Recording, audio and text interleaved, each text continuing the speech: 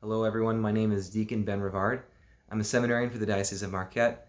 A few hours ago I just arrived at Sacred Heart Seminary in Detroit, where I'll be doing my last year of school before I'm ordained to the priesthood. So please keep me in your prayers and keep my brother seminarians in your prayers as we begin our studies for the year.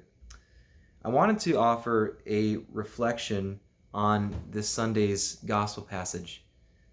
In this passage, Jesus tells his apostles that it's a part of his mission to go to Jerusalem and to suffer and die.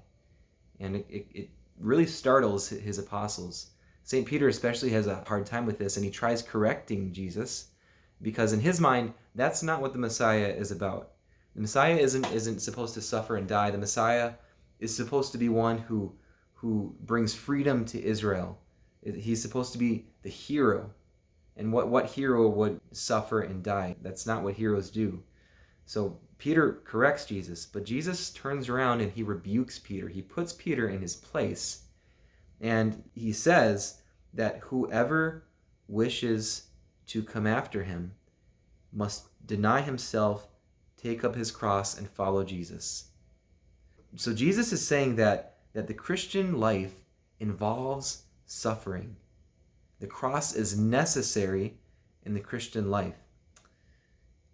When you think about suffering, there are two main ways in which suffering comes to us. The first way is we can take suffering upon ourselves. So you think about Lent, and we can take on different practices of fasting upon ourselves. So we can choose to give up sweets. We can choose to give up television. There are different things that we can give up. We place suffering upon ourselves. But suffering also comes to us unexpectedly. Suffering is something that sometimes we can't avoid. It's something that we have to accept. As Christians, sometimes I think we really struggle with that second sense of suffering. Sometimes we really struggle with those crosses that are placed in our life, those crosses that we didn't choose.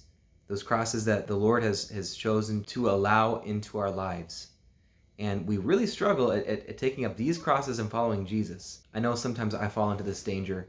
I like to shop for my crosses. And what I mean by that is if you think about going into like a Christian supply store or a Catholic bookstore or something like that, and there's a lot of nice crosses you can find there. You can find silver ones, you can find golden ones, really nice wooden ones. You can go shopping for a cross, and you can find the one that's just right for you. If you're not a big fan of just plain wood, you can get a silver one or a metal one. Or if you think that's too fancy, you can get a wooden one. You can get big ones, small ones, whatever you want. So sometimes I think we treat taking up our cross like shopping for our cross. We want to find the one that fits just right? The one that we want. But sometimes the Lord allows into our lives crosses that we really wouldn't choose. They're there for us to accept. They're there for us to pick up and follow Jesus, but they're not ones that we would choose.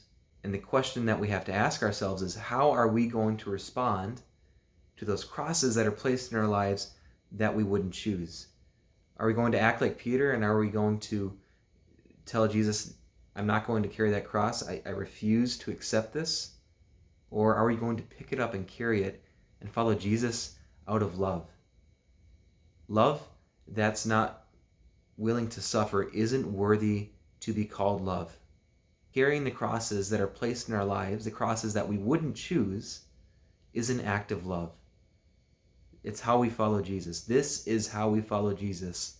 And so after asking the question, will I take up those crosses that I haven't chosen, we also need to ask the question, what are those crosses in my life?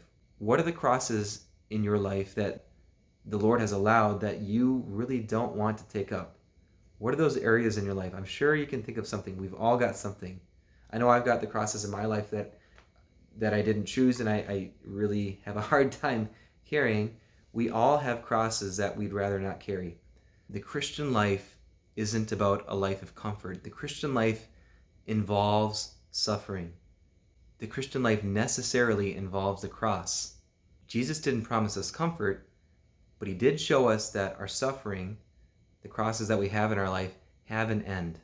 Jesus' passion and death didn't just stop there, but 3 days later, he rose from the dead. Our acts of love in picking up our crosses and following Jesus end with a resurrection. It's painful to pick up your cross and follow Jesus, but in the end, there's joy. We're promised eternal life. We're promised eternal union with Jesus. So ask yourself, are you willing to accept the crosses that have been given to you? Are you willing to follow Jesus? Are you willing to suffer for the sake of love?